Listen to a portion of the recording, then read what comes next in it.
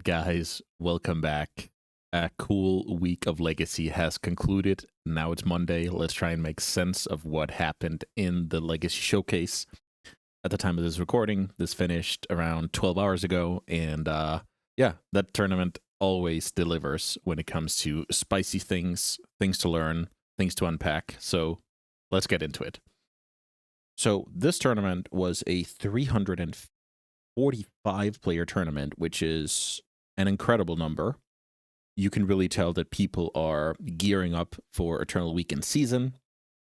They want to try their luck against the best, trying to clinch one of those coveted top 8 slots that qualifies you for the Showcase qualifier, which is approximately a 30-player tournament, of which top 1 qualifies for the actual Champion Showcase, which is an 8-player tournament, basically the pinnacle of online play. I was very, very fortunate to clinch that spot last year when I played my control deck all the way to a top 1 finish. Funnily enough, after having 5-0'd a last chance with some Dimir Voidwalker pile, basically. It was quite the interesting time. But that's in the past. Let's try and fast forward to now. So yesterday, 345 players. Yeah, I just can't get over that number. They decided to try their luck in this tournament, and the top 32 is all we have available. So that's what we're going to dig into. We can start with the top 8 here. The top 8s had, on all the way to the top, it had Eldrazi Aggro. Eldrazi Aggro is a deck that puts on pressure on the opponent. It has Chalice of the Void, which is incredible against, Entomb, Reanimate, Cantrip, Heavy Format, Plows, Pushes, you name it. And then it has the uncounterability from Cavern of Souls, which blanks counter spells. So you check a lot of boxes here. You blank counters, you're great against mana value 1, and you put on pressure so the opponent has little time to recover. So I'm very happy to see people put Chalice and a Clock together and do well in a Reanimator-dominated field. We also had a copy of Sneak Attack. I'm going to put it here in the combo column. Sneak Attack with JPA's newest version with 3 Veil of Summer in a Thoughtseize-dominated format. I like that innovation a lot.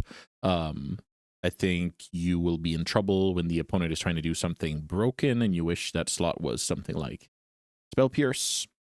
But when you're just facing, Force of Will, Force of Negation, Hydroblasts, Pyroblasts, Thoughtseize, I think that card makes a lot of sense. And at the end of the day, that is the vast majority of interaction that you're facing. So I do love that innovation.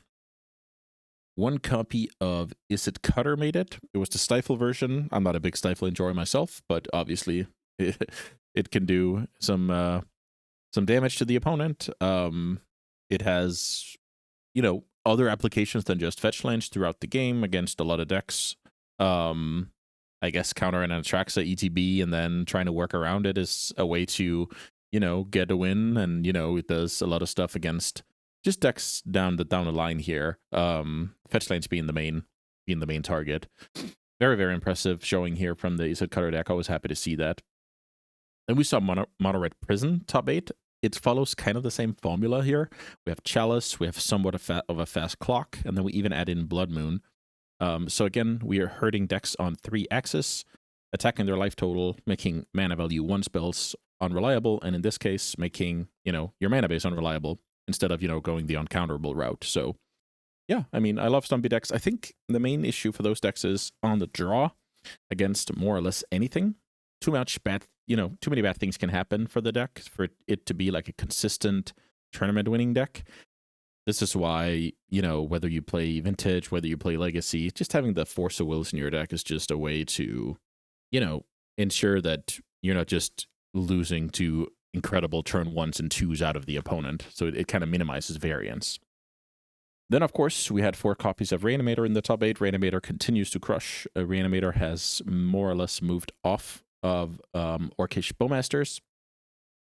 And now we're kind of in this whole, is Voidwalkers worth it? If Voidwalkers is in the deck, do I then need Fatal Push to, account for my opponent? And we kind of have this cat and mouse game of the deck is basically, it's like morphing, it's evolving every week. Like it's a cycle, right? So you want to be one step ahead of this deck rather than one step behind. And I actually think a lot of decks did a good job this weekend. I don't think these numbers are insane. 4 in the top 8 is obviously very, very high conversion rate.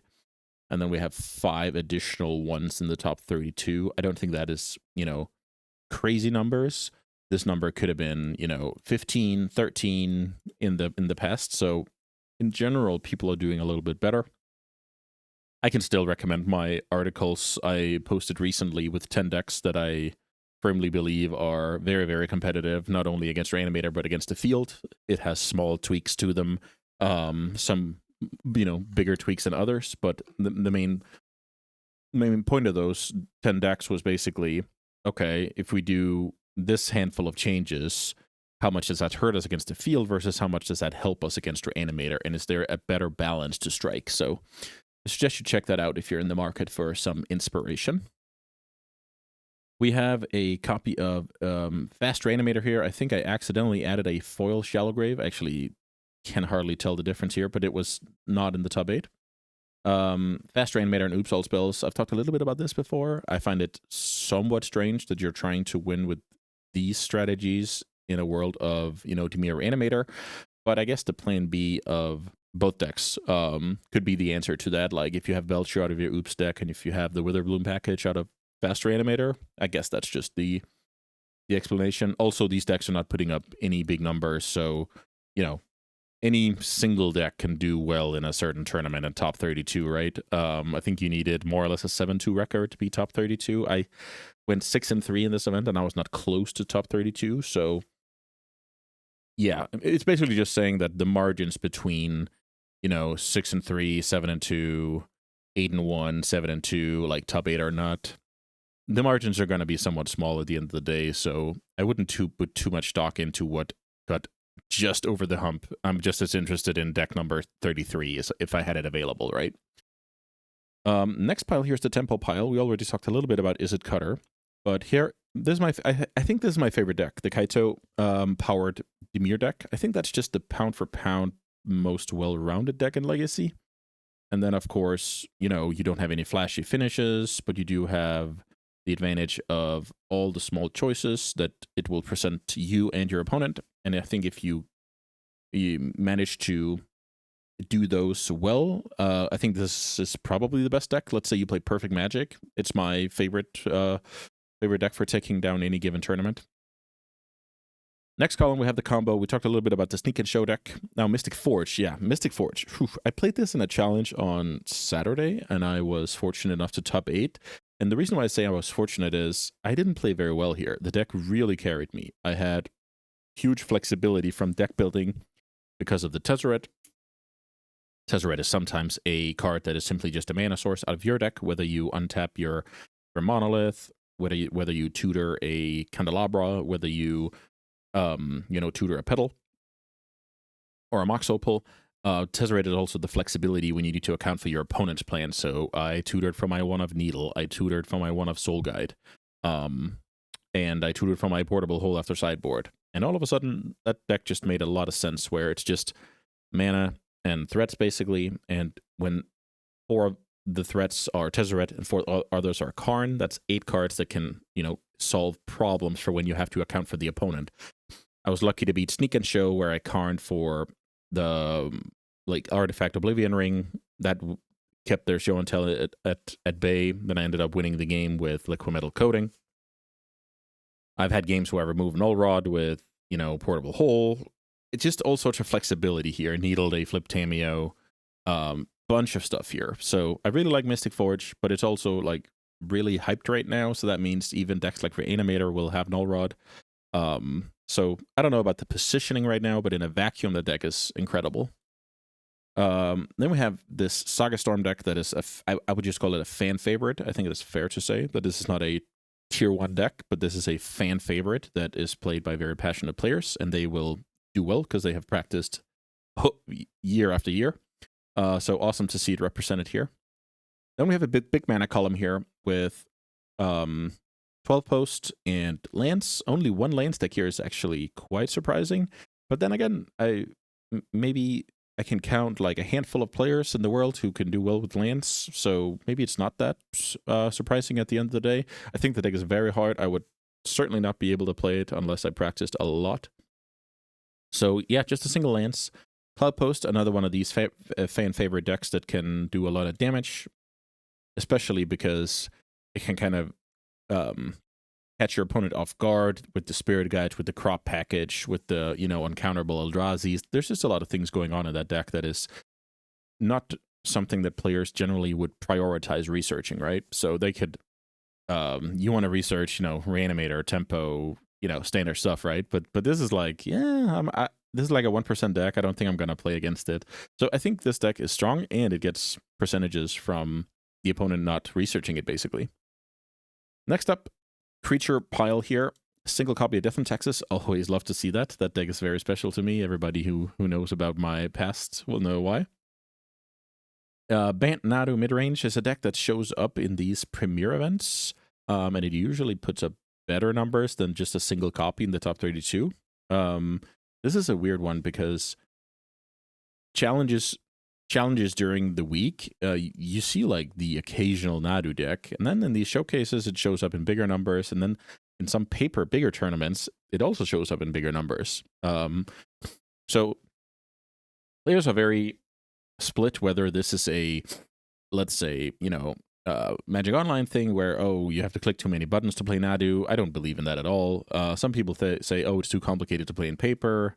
I don't believe that either. This is just a perfectly reasonably power level tier 1.5 deck in Legacy, in my opinion, that anybody can pilot once we kind of got out of the Pro Tour Amsterdam last year, where it was a bit messy with like keeping track on the board, etc.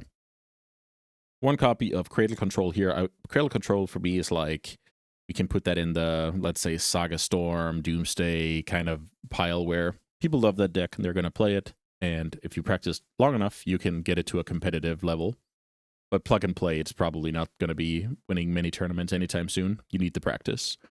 We talked a little bit about Stompy already. Blood Moon put up a lot of numbers in the challenges the previous week, and it didn't really deliver on its promise. I guess 2 out of 32 here is decent, but I think it had like 6 out of 40 in the previous week. So yeah, I guess it didn't quite deliver. And then a couple of Eldrazi decks here that I'm just happy to see. Every time I see a deck that, was banned for, let's just say whatever reasons, let's not get into that right now, and then see the deck actually put up numbers afterwards, that's always cool. Like, you ban Deathrite Shaman, people still play Grixis Control. You ban Deathrite Shaman, people still play Junded Modern, and that's what I want to see. Like, at that point, the ban is, the ban is decent. The ban is not just, cutting a lot of dedicated players off of playing their favorite deck, like the Muxus, Turbo Muxus that I sometimes talk about, where Sticker Goblin got the axe. And then we see a single control deck here. I believe it got 9th place, Jeskai Wizards. Actually, one of my favorite decks at the moment, certainly top 3. I think this lines up very well against the field. We have basic lands. We don't care about Chalice. Flame of Anor is very flexible. So yeah, that's pretty cool. I think this is exactly why I play Legacy, basically. I don't mind having a defined deck to beat, but when I then see you can win with 20 different strategies, I don't know if this is 20 different strategies, let's just say 15. You can win with Control, Stompy, Creatures, Big Mana, Combo, Tempo, Graveyard. Like, that's just what you want to see, right? And then, of course, the let's say the frequency of which you play against your Animator en route to winning a tournament could be a tad too high. Like, yeah, it's a tough one to balance for sure. But yeah, that's the 32 decks that did well in the showcase. Let me know which one is your favorite. I should do some giveaway here. I have some PlayPoint codes. Let's throw one in, and I'll find a winner in a couple of days. Let me know your favorite deck that made the top 32 here, or you can highlight your favorite card that I didn't study out of whatever the sideboard of the main deck, or yeah, just highlight something cool you found about this tournament, and I will find a winner in a couple of days. I will actually be on vacation just after recording this video, so I'm going to be a little bit off the grid, but, you can still find me over on the Discord. I'll be checking in with the Barons every day. I'm just not going to be super active here. I do have a couple of videos coming out as well this week, so I hope you enjoy those as well. There might be a cool video with the good Bosch and Roll and I. So yeah, look out for that one. Hope to see you back soon. Take care, guys.